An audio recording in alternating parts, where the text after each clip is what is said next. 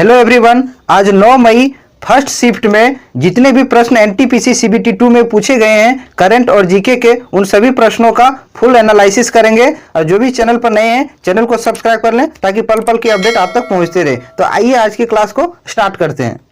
आप पूरा वीडियो देखिए और देखिए कि किस लेवल का सवाल आ रहा है, उसके अनुसार आप अपनी तैयारी को और थोड़ा अप लेवल में ले जाइए। तो सवाल क्या है, विश्व का सबसे बड़ा फ्लोटिंग सोलर फार्म कहाँ स्थित है? तो इसका राइट आंसर है सिंगापुर। सिंगापुर में विश्व का सबसे बड़ा फ्लोटिंग सोलर फार्म स्थित है। यह सवाल पूछा गया था जो कि करंट का सवाल है।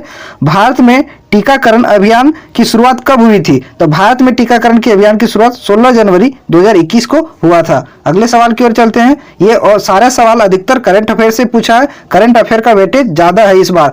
विश्व हीमोफीलिया दिवस कब मनाया जाता है? तो 17 अप्रैल को विश्व हीमोफीलिया दिवस मनाया जाता है।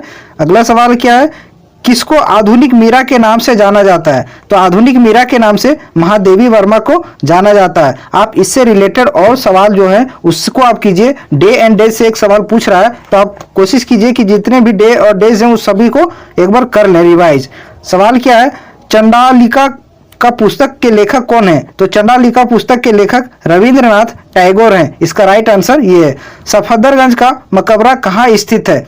सफदरगंज का मकबरा दिल्ली में स्थित है। तो देखिए सवाल भी पूछ रहा है, सो कितना डीप में जाके पूछ रहा है कहाँ का, इसलिए आप सारा कवर करने का कोशिश कीजिए। सवाल क्या है, किसी बंद परिपथ में वोल्टेज और विद्युत धारा का अनुपात क्या होता है? तो किसी भी बंद परिपथ में वोल्टेज और विद्युत धारा का माप अनुपात जो है वो समान होता है। सवाल और देखिए करंट अफेयर का फिर एक और सवाल है, विश्व आर्थिक मंच पर सतत विकास प्रभाव शिखर सम्मेलन 2021 कहां से आयोजित किया गया था? तो ये कहां आयोजन हुआ था? जेनेवा में हुआ था। अब आर्थिक मंच द्वारा सतत विकास प्रभाव शिखर सम्मेलन और कहां का पूछा, आप देखिए 2021 से सवाल पूछ रहा है। करंट अफेयर पिछला एक साल का पूछ रहा है, इसलिए आप कोशिश कीजिए कि जितना भी करंट अफेयर का सवाल है वो सारा हम उसको कर लें। तो और सवाल क्या पूछा, एनडीआरएफ की फुल फॉर्म क्या है? देखिए फुल फॉर्म से भी एक सवाल पूछ रहा है। एनडीआरएफ का फुल फॉर्म होता है नेशनल डिजास्टर रिस्पॉन्स फोर्स। इसका सही जवाब है। अगर इस बार हो सकता है अगला शिफ्ट में ये पूछ ले, एनडीआरएफ के वर्तमान में कौन प्रमुख चुने हैं? तो इसका अतुल करवाल आपको ध्यान में रखना है। अतुल करवाल है, इसलिए आप रिलेटेड सवाल को करने का भी कोशिश कीजिए। 10 kg मार्ग की एक साइकिल 20 मीटर प्रति सेकंड की गति से चलती है, तो साइकिल की गतिज ऊर्जा क्या है? तो काइनेटिक एनर्जी पूछा है। तो काइनेटिक एनर्जी बराबर क्या होता है? काइनेटिक एनर्जी बराबर होता है 1/2 mv²। तो इसमें देखिए दिया हुआ है, m भी दिया हुआ है, v भी दिया हुआ है। 1/2 लिखेंगे, m आपका 10 दिया हुआ है मास और v आपका दिया हुआ है 20। तो इसका 20 का स्क्वायर यानी 20 × 20 लिख देंगे। तो इससे काटेंगे 2 बार से, तो ये कितना बार में जाएगा? 10 बार में जाएगा। तो इसका कुल कितना हो जाएगा? 2000 जूल। काइनेटिक एनर्जी बराबर कितना हो जाएगा? 2000 जूल। तो इसका राइट आंसर ये हो जाएगा।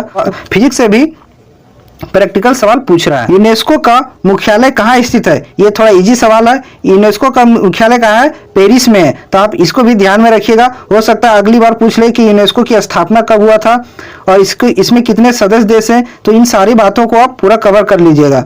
17वां शिखर सम्मेलन 2022 में कहाँ आयोजित किया जाएगा? तो इसका राइट आंसर इंडोनेशिया में आयोजित किया जाएगा। अगले सवाल की ओर चलते हैं। सवाल क्या है, स्वच्छ सर्वेक्षण रिपोर्ट 2021 में भारत का कौन सा शहर प्रथम स्थान पर रहा? तो 2021 का पूछा है और स्वच्छता सर्वेक्षण में इंदौर प्रथम स्थान पर रहा है। तो इसका राइट आंसर इंदौर हो जाएगा। इंदौर कहाँ है? मध्य प्रदेश में। किस सरकारी विभाग ने SC, ST, EWS और PWBD श्रेणियों के अभ्यर्थियों के लिए एक हेल्पलाइन सेवा शुरू की है? तो यूपीएससी ने SC, ST, EWS और PWBD श्रेणी के जितने भी अभ्यर्थी हैं उसके लिए एक हेल्पलाइन सेवा शुरू की है। और क्या पूछ लिया है, 1943 में विटामिन के आविष्कार करने के लिए किसे नोबेल पुरस्कार दिया गया था? तो देखिए सवाल कहां से पूछ रहा है कि 1943 में 1943 में विटामिन के का जो खोज किया गया था उसके लिए एक नोबेल पुरस्कार दिया गया था। और किसको दिया गया था? तो डोइजी एंड डैम को दिया गया था। आप इसको ध्यान में रखिए। निम्नलिखित में से म्यांमार की मुद्रा कौन सी है? तो उसमें बहुत सारा ऑप्शन दिया हुआ था, तो उनमें से क्या था? तो म्यांमार की मुद्रा आपको चुनना था। तो म्यांमार की मुद्रा क्या है? क्यात है। अगर म्यांमार की राजधानी इस बार पूछ दे तो आपको ध्यान में रखना है ने प्रताप है। देखिए लाफिंग गैस का रासायनिक नाम क्या है, तो आपको पता होगा ये लाफिंग गैस का रासायनिक नाम क्या है, नाइट्रस ऑक्साइड है, N2O नाइट्रस ऑक्साइड। निम्नलिखित में से कौन सी नदी यमुना की सहायक नदी नहीं है, तो बता दूं कि इसमें यमुना की सहायक नदी कौन नहीं है वो आपको चूज करना था। तो बहुत सारा नदी दिया था, उनमें से ये कल्याणी जो है यमुना की सहायक नदी नहीं है।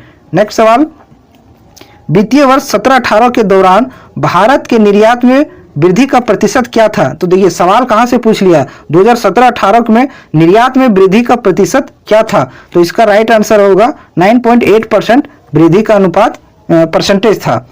2018 में किस शहर में नाबार्ड ने जलवायु परिवर्तन केंद्र स्थापित किया है, तो 2018 से करंट अफेयर कितना वेटेज ज्यादा है और कितना पुराना पूछा है आप सोच सकते हैं। तो जो स्टूडेंट रेगुलर तैयारी कर रहा होगा वो इस सब सवालों को किया होगा जरूर। लखनऊ में नाबार्ड है जलवायु परिवर्तन केंद्र स्थापित किया है। नाबार्ड का स्थापना आपको ध्यान में रखना है, इसके अगर स्थापना इस बार पूछ ले तो 1982 में हुआ है, और कौन सी समिति के सिफारिश पर, तो शिवरमन समिति के सिफारिश पर, शिवरमन समिति के सिफारिश पर नाबार्ड की स्थापना हुई है, और आपको ध्यान में रखना है। और नाबार्ड का फुल फॉर्म अगर पूछ ले तो उसको भी आप देख लीजिएगा। नेक्स्ट सवाल की ओर चलते हैं। सवाल क्या है, प्रधानमंत्री आवास विकास योजना कब शुरू हुआ था, तो देखिए योजना से भी एक सवाल पूछा जा रहा है। तो इस योजना की शुरुआत 25 जून 2015 को हुआ था, प्रधानमंत्री आवास विकास योजना।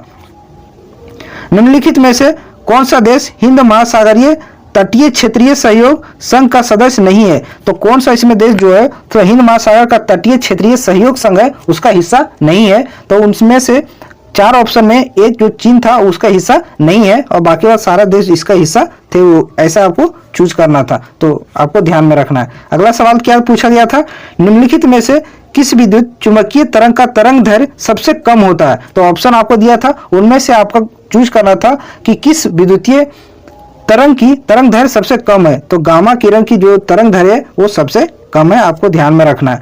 इंटरनेट सूचना सेवा के लिए कौन सा प्रोटोकॉल आवश्यक है, तो इंटरनेट सूचना के लिए जो हम सेवा का प्रयोग करते हैं उसमें कौन सा प्रोटोकॉल आवश्यक होता है, तो TCP/IP इंटरनेट प्रोटोकॉल, ये इसका राइट आंसर है। महाभारत किसने लिखा है, तो महाभारत वेद व्यास ने लिखा है, और आपको अगर PDF चाहिए तो आप कमेंट करके जरूर बताइएगा, मैं PDF डलवा दूंगा डिस्क्रिप्शन में, इसलिए जिसको जरूरत है आप जरूर कमेंट करके बताइएगा। भारत का पहला अनाज ATM कहाँ स्थापित किया गया, तो गुरुग्राम हरियाणा में पहला अनाज ATM स्थापित किया गया है। किस संवैधानिक अधिकारी पर RTI लागू नहीं होता, तो महान्यायवादी पर RTI नहीं लागू होता है, अटॉर्नी जनरल पर। और RTI राइट टू इंफॉर्मेशन कब आया था, राइट टू इंफॉर्मेशन, आपको इसको ध्यान में रखना है, right to information, right to information ये 2005 का एक्ट है, 2005 का एक्ट है। इस बार हो सकता है कि एक्ट पूछ ले, तो आपको उस सवाल को रिलेटेड जितने सवाल बन सकेंगे उसको आप कवर करने की कोशिश कीजिए। और क्या है, गुरुग्राम की पहली महिला पुलिस कमिश्नर कौन बनी है, तो कला रामचंद्रन गुरुग्राम की पहली महिला पुलिस कमिश्नर बनी है। अगला पूछा चेक गणराज्य की राजधानी क्या है, तो चेक गणराज्य की राजधानी प्राग है, आपको ध्यान में रखना है। इस बार करेंसी पूछ सकता है, इसलिए करेंसी पर आप ध्यान में रखिएगा।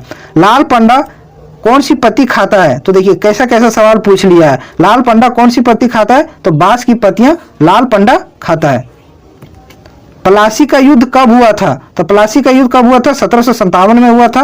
और इस बार अगर पूछ ले कि प्लासी के युद्ध किसके किसके बीच में हुआ था, तो इसको भी आपको ध्यान में रखना है। तो अंग्रेजों की तरफ से कौन नेतृत्व किया था, तो सिराजुद्दौला ने नेतृत्व किया था।